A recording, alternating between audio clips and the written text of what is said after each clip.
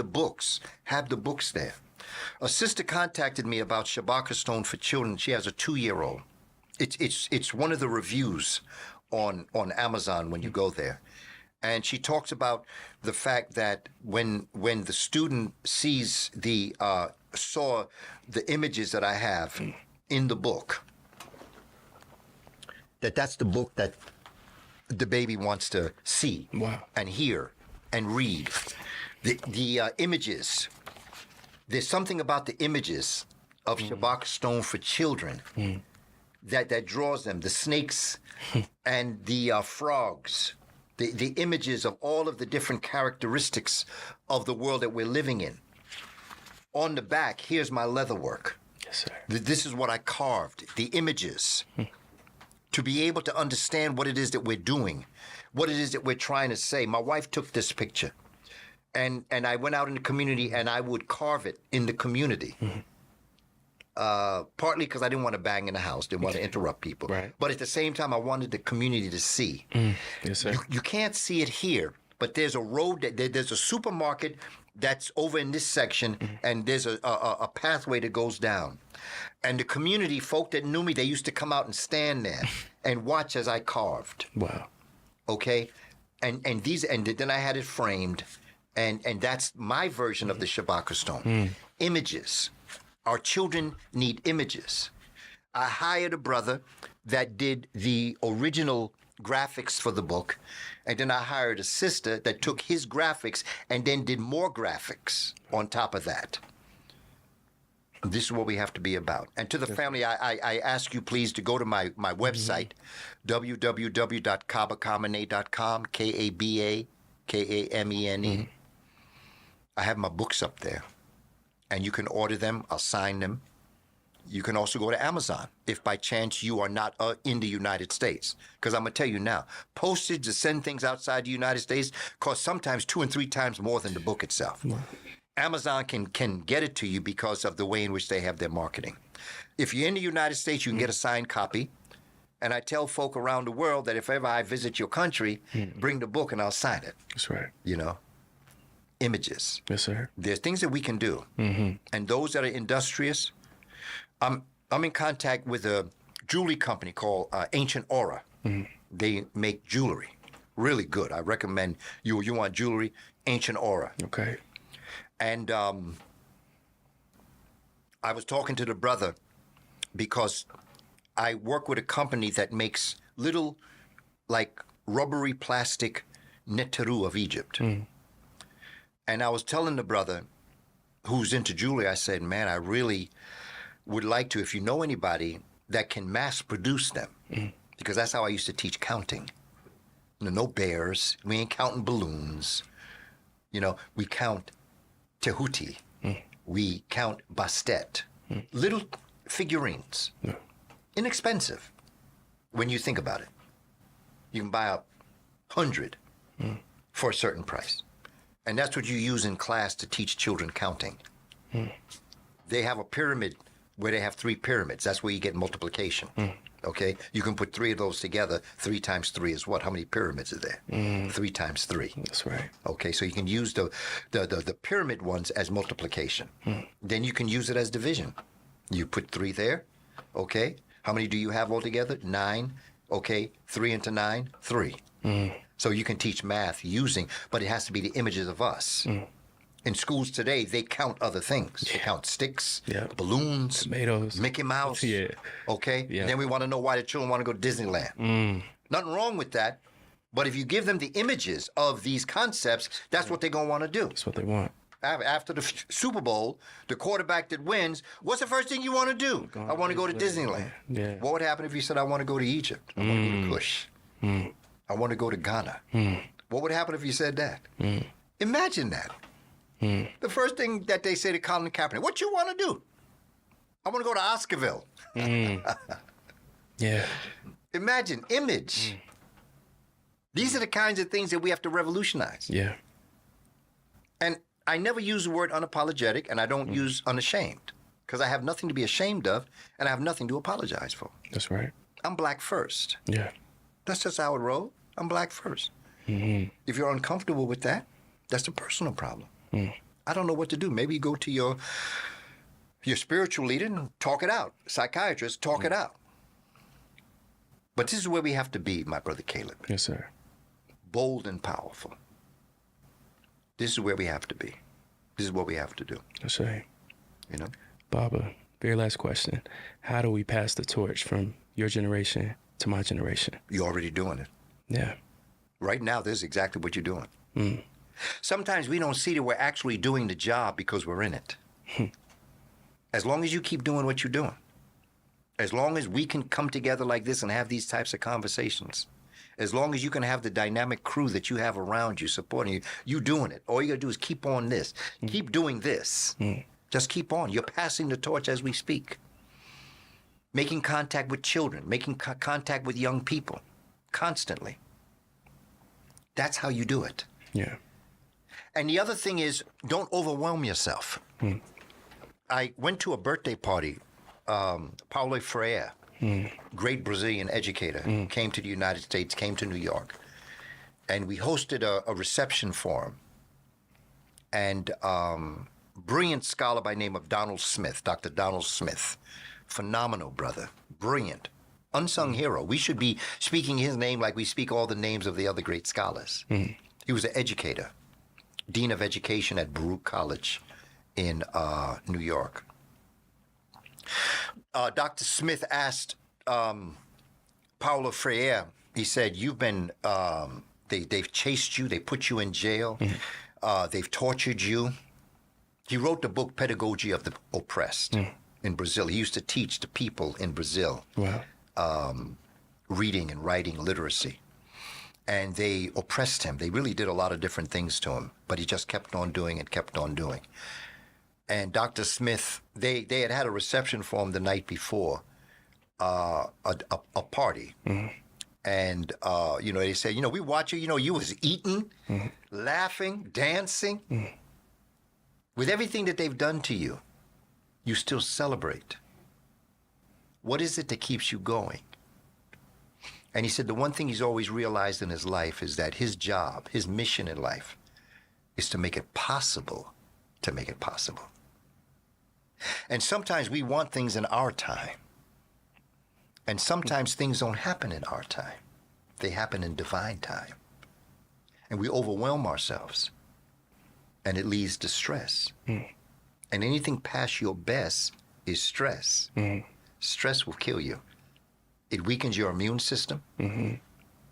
It starts to make you think that you're not being successful. It makes you sometimes want to give up. Yeah. Because we're all human beings. I've had my moments. All humans have their moments. But if you always are realizing you're here to make it possible, I am here to make it possible that you make it possible. And so therefore, I'm not looking at this as it relates to my lifetime. I'm looking at it in terms of our lifetime. And so therefore, Dr. Clark used to always tell me, you may not reach your destination in life that you want to get to. But if you leave the proper roadmap, those that come behind you will. When you go to my website and you put your email in, you'll get a free 6-day e-course and my study guide, 44 pages. That study guide is the most important document I've written. More important than all of my books. That study guide is my roadmap. It'll tell you where I'm headed. I'd like to think that I'm going to live long enough and be prosperous enough to be able to achieve my goals. But I may not.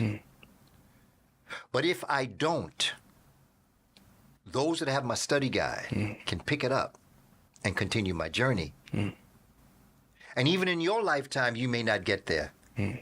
But if you hand it down in your own way, your own study guide, then the ones that come after you will. Yes, sir. And it goes back to Paulo Freire.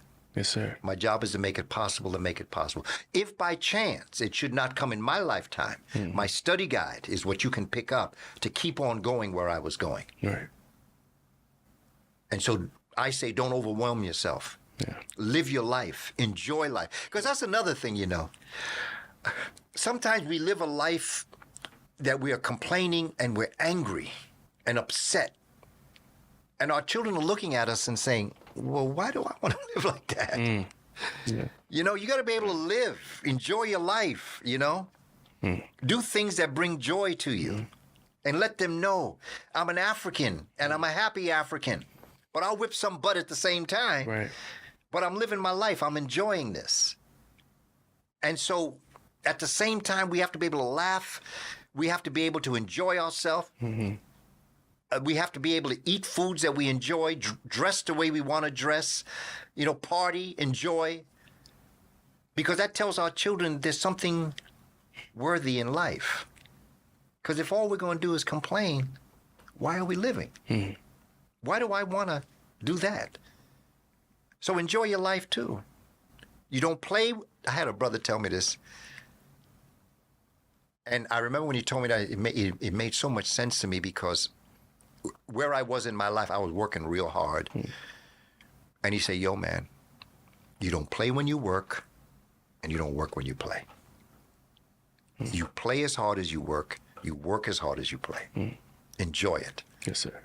This past December, my wife and I went to Curacao. Boy, we had a good time. Escaped the cold of New York and laid in the sun of Curacao. We enjoyed ourselves. Yeah. Okay, enjoy your life. Make it worth living. Because then our children will fight to be able to live like that. That's what I think. Yeah. That's what I feel. Yeah. And as we move through life and we do what we do, we have no regrets. Have no regrets. No matter what I may have experienced growing up, decisions I made that weren't the best, everything I did has led me step by step to sit here today and talk to a good brother like you in the presence of good company like you. Yes. Everything I've done. If I had done anything different, I might not be here. I wouldn't trade nothing like that for the world. Sometimes we live with regrets. Yeah. Have no regrets and forgive yourself for your transgressions. Okay? Because we've gone through a lot. Yeah. We've made decisions that may not have been the greatest. We may have made things that we consider to be mistakes in our youth. Okay? But now where are you? Yeah. Celebrate that. Yeah. Let the children know it's going to be all right. Yeah. No matter what you see happening, it's going to be all right. Yes, sir. Yes, sir. Baba, I appreciate you. I had a great time with you. Thank you. You've been so gracious all weekend. I appreciate you. Our generation, we love you. We need you. And we thank you greatly. All power to the people, brother. Yes, sir. Shout out to Chase, Heru, Aaron, Sid, the entire team. Make sure to like, comment, and subscribe. Is there a way that we can bring them into the camera so folk can see them? Yeah, If everybody's they want, good. come on, Look, everybody why got to not? be seen here. This Why is our not? time. Why not? Come on, Why Aaron, not? set the camera up so you can come over here, Brett. Why not? Everybody. Why not? Why not? Everybody can pick a spot. But I never come on. Right. That's okay. You got to come on, Always Sydney. behind it. Always behind it. Nah, Yeah, it's that's a beautiful right. moment.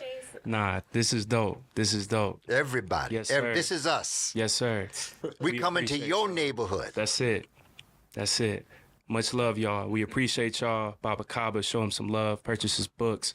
Tap in with his lectures, his content, everything. Brother Chase, Voice of the Ancestors, tap in with that.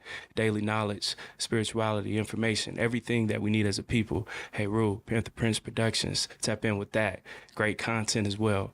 We love y'all. Blessed be host Caleb Smith. See you guys soon. Peace. Peace.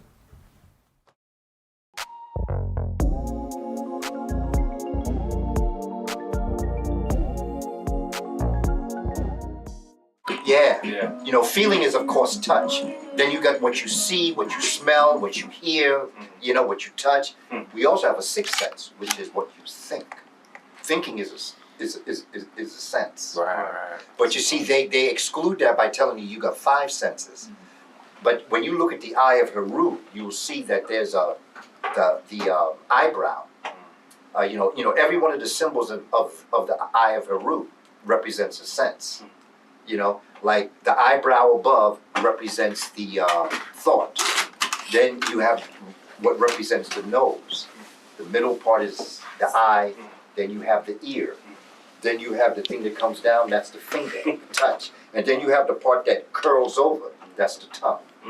You see? And that, the eye of Heru, represents the six senses of the human being. That when you're in unity, then you have insight. And science is called synthesis. Synthete means that you use multiple senses. Means that you can smell music. You know, you can taste feelings. You know, like when someone says, man, that don't taste right to me. They're not talking about what's in their mouth. They're talking about something that they sense. And the taste is not right. You know. And then when young people say, do you feel me? Your mind. You know, so that's your other sense of your mind. Do you feel me? And are you feeling with your mind? So all of that is image. All your images, all of your senses are working. And when you're a synthete, you can use multiple senses at one time. We all have the ability, but we're just not taught that. Because that's why they're doing what they're doing, man. Because they know, particularly for the foundational Black American. Yes, sir. Man, oh man. Hey, we have conversations all the time. Off camera about that. You're right. Yeah.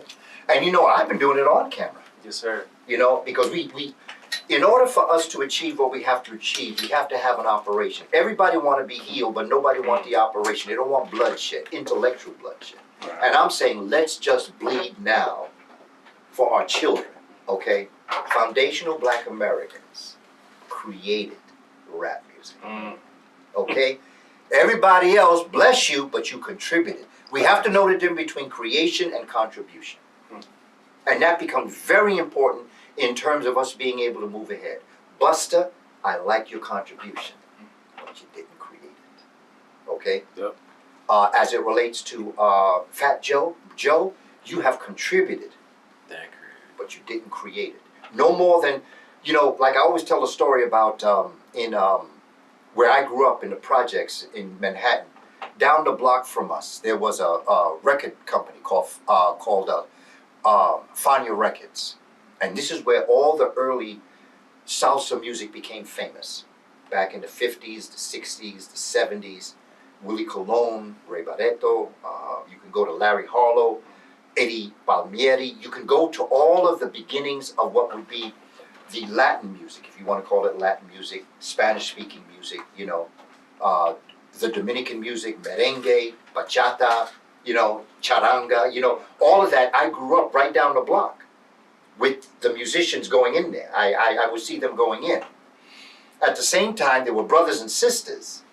We had a place called the Peppermint Lounge. I was too young at the time, but my family used to go. You know, my cousins would come to New York. My sister would go there. This was a club that specialized in Latin music and a mixture of Latin and what would be like doo-wop, okay? And African foundational Black Americans began to include a lot more conga in their music, the bongos, the sticks, you know, called claves, and they included a lot of the music of salsa. And Marvin Gaye did some things. You know, he's got a song called After the Dance Instrumental, where the Fania All-Stars did the same exact thing. It sounded like the same music, okay? And Stevie Wonder did things as you know, as it relates to salsa music from Puerto Rico. And so what I'm saying is that Stevie Wonder and all of them did not create salsa.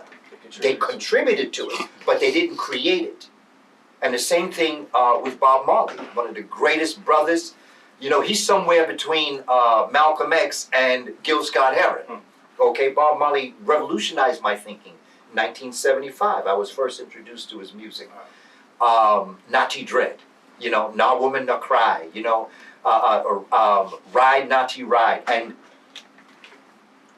Stevie Wonder did Master Blaster, that dealt with reggae music, paying homage to the reggae stars.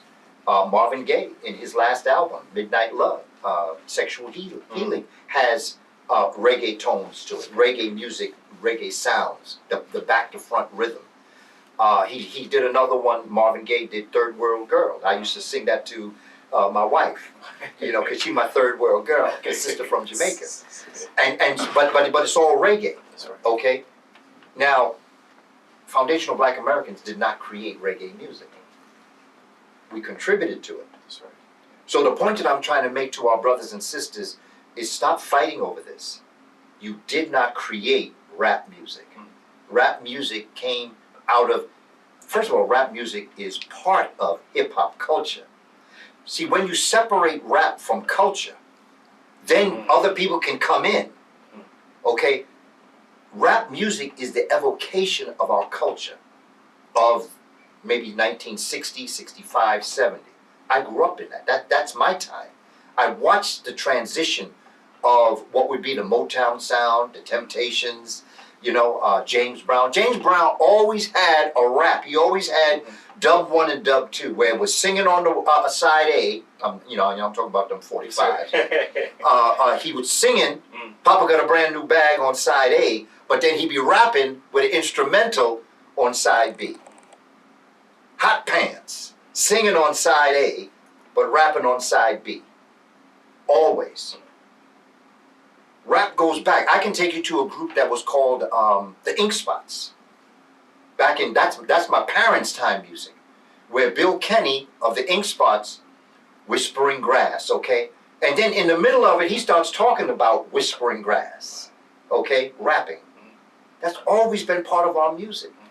So that it's important that we stop the arguing over things like I always say to folk, I'm not arguing who created rap. That's done with. The same way I ain't arguing that the Egyptians were black. No more arguing. I'm not going to give you an opportunity to express an untruth. It's a theorem. A theory is something that hasn't been proven. A theorem is something that's been proven. And we have to get to the point where we're not distracted by the arguments, because imitation is the highest form of flattery. So I appreciate your imitating our greatness, because everybody want to be us. And I don't blame them. If I was them, I'd want to be us too. That's right. It's just the way it is. We got that flavor. And the reason why we have the flavor that some others don't, and I was talking about this earlier, is because in the Caribbean, because of the numbers, Africans were allowed to keep the drum. They were allowed to keep a lot of their customs. They were allowed to eat the same foods. The climate in Africa was very much like the climate in the Caribbean. So there were a lot of situations that were very similar to Africa. Here in America, they took the drum from us. Okay, they changed everything. So, like all things, necessity is the mother of invention. So when they took the drum from us, we started to handball. We started beating our chest to beat a drum. We started to click our fingers, to be the cymbals. And so what we had to do is we had to create something that we had been denied, because it was in our nature to have that. It was in our nature to have the drum. It was our heartbeat, And the drum, when we'd be playing the drums, okay, after you beat that elephant ear for a while, it starts to shred. Okay? Yeah. And so what Africans did is that they took that drum head. Start the audio, Sid. You good, Kaba? Keep going. It's good? Yeah, keep going. They just gonna start it off like that. They took the drum head off and turned it sideways. And so what they did is they started to strum the top of the drum head. Then they took a stick and attached it to the drum to the top of the drum head, and they started to take strings and connect it to the different shreds, and that was the birth of the guitar. Okay?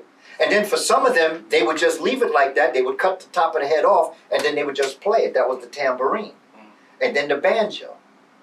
And so that you can see the birth of all of the instruments. Chordophones, which are the guitars with chords. You have the membranophones, which are the drums. You have the idiophones that are the percussions, claves and the cowbell and things like that.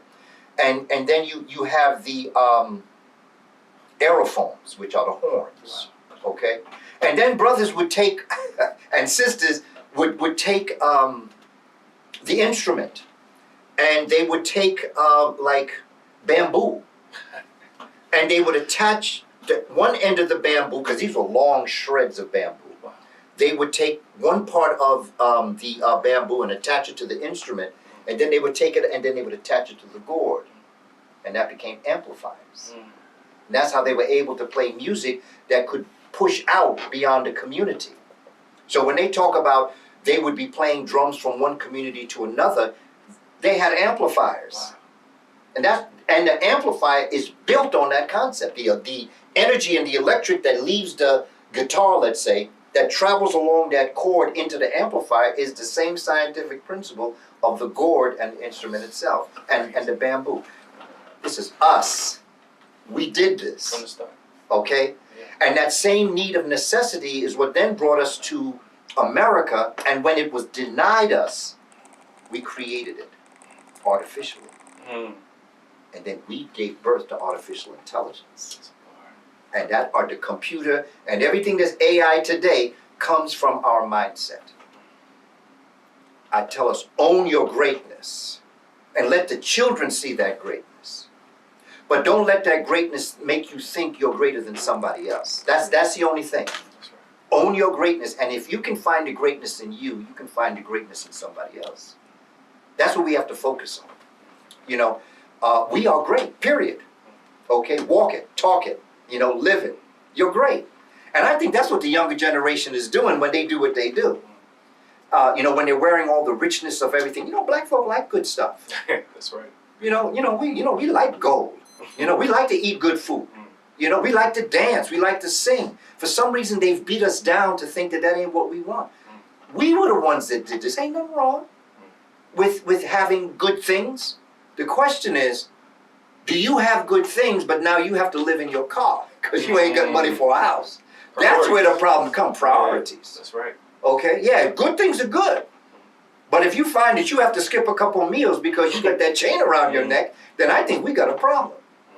So there's a balance in all of this. Priorities. But own your greatness. Things we have to work on, brother. All of us, myself included. Well, hey, here we go. Y'all. We just started. Hey, we just started flowing. Blessed be your host, Caleb Smith. Today, man, we have a very, very special person in the building. Able to talk to you from now for the past 3 years, virtually. So now, having you in the flesh, in person. You've seen him on everything. Hidden Colors. You've seen him on Out of Darkness, American Maroon. We good? I need to get a mic check on you. Oh, I'm sorry. It's okay. I didn't get it earlier. Yeah. I don't want to go and it not be right. How am I? Well, I was yapping, so. Sure, yeah. You already got I got coffee? coffee. I've been yapping for a while, so I know So you already got coffee? All right, yes, perfect. I just need yours. I'm sorry. Nah, it's no worries. Mic check. 1, 2, 3. Count to 10 for 1, me. 2, 3, 4, 5. That's perfect. 6. Cool. Yep, we're ready now. Perfect.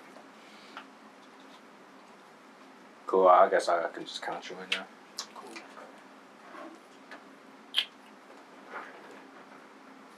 Haru, you got that, brother? What? You're filming from there? No, I was just recording here and there. I'm not, because they doing it. No. I'm asking, are you recording from that angle? Yeah, I was. Oh, good. Okay. No, man, that's good. That's good, man. I get a little bit here and there because they're gonna put out the whole full interview. I'm okay. gonna just include it just here and there. Yeah. Okay. And I'll be moving around too, getting shots of you guys too. Beautiful. Beautiful. Sir. Let me get the content in. Yes, sir. I got you, man. All right. Yeah, that sounds good.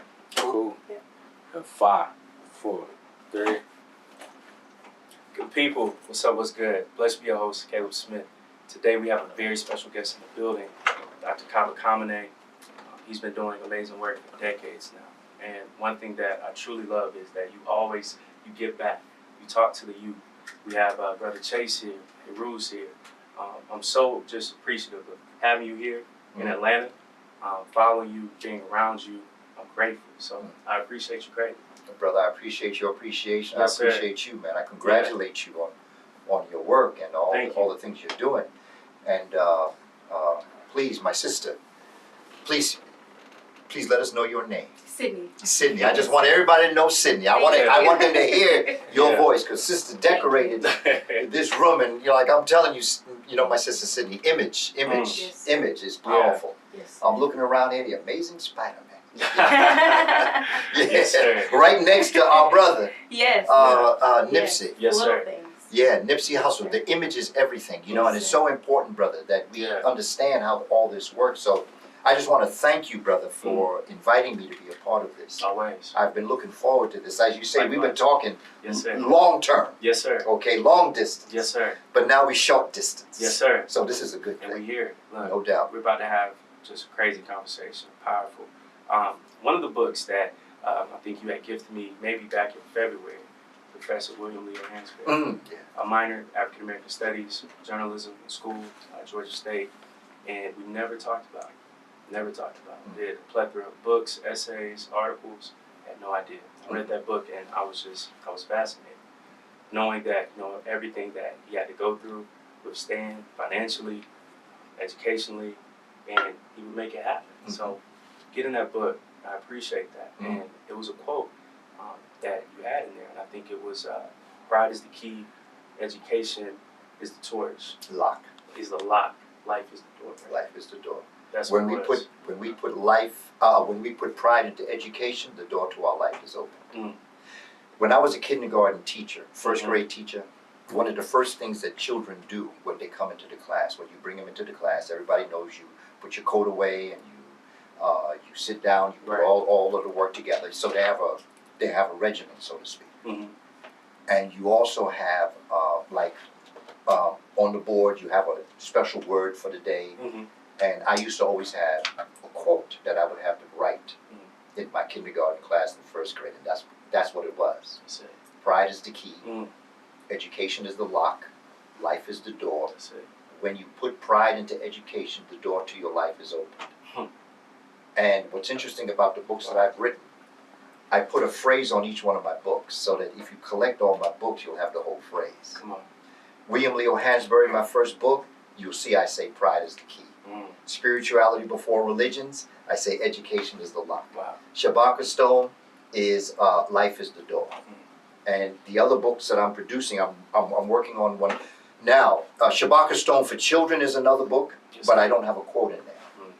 I have Shabaka Stone Family Edition. I don't have any quote in there. But now I have two other books that I'm working on. The next book I'm working on right now is on melanin. And it's called Carbon Before Melanin. Wow. Because I met Dr. Sabi in 1988. And he one time came to one of my presentations, and I was doing it on melanin. Brother came in, stayed the whole time, but after it was over, he left. I stayed talking to the folk and shaking hands and just talking, answering questions. When I went back to the Herbal Institute in Brooklyn, Dr. Sabi said, "Booker T, you're always talking about melanin.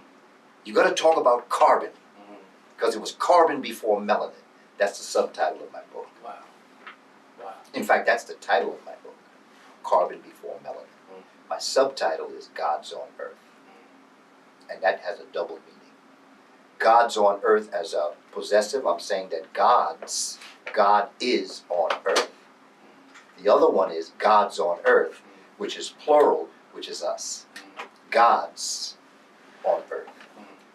But the thing about that quote is that everything I do reminds me of my early career with children.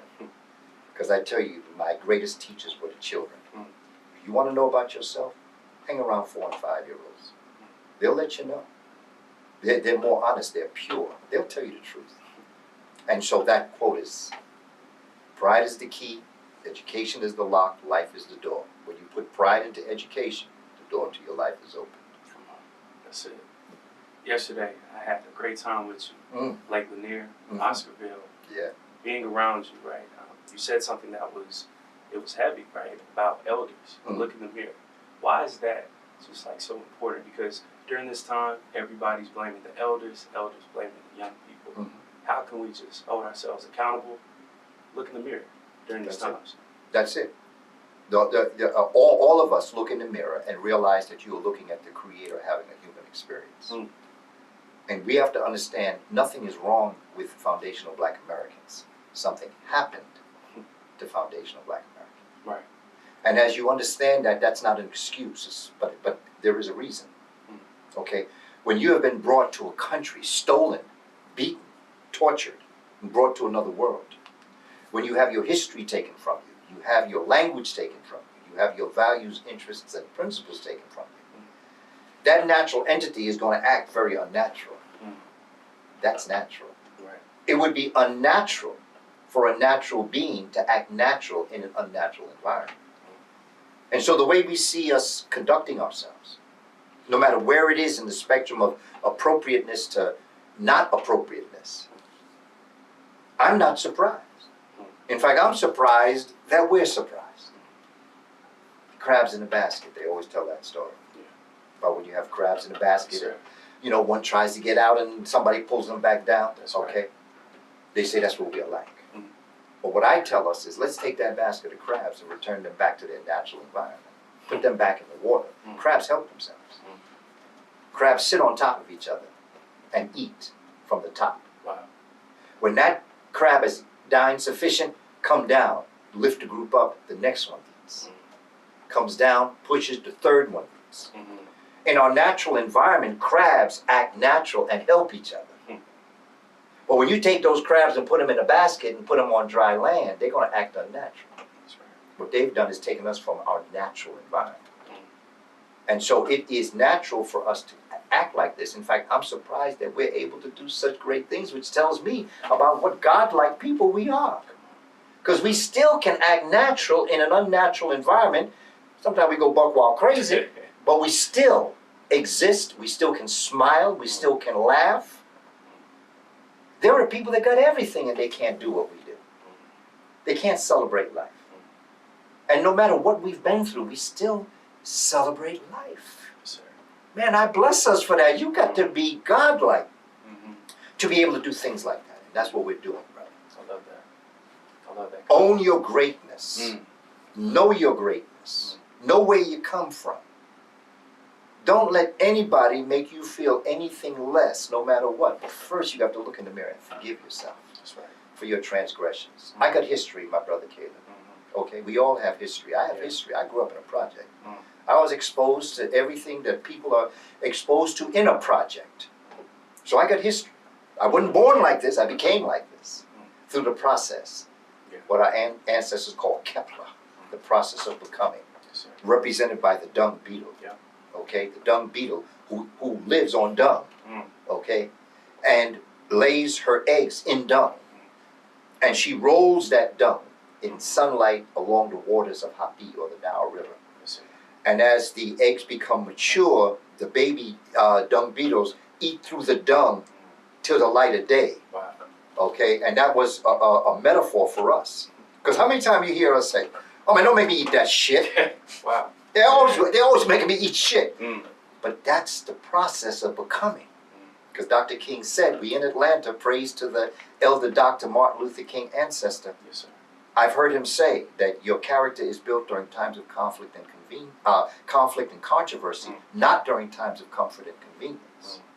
And so if we as a people, as our ancestors did, bless the winds that brought the conflict to us,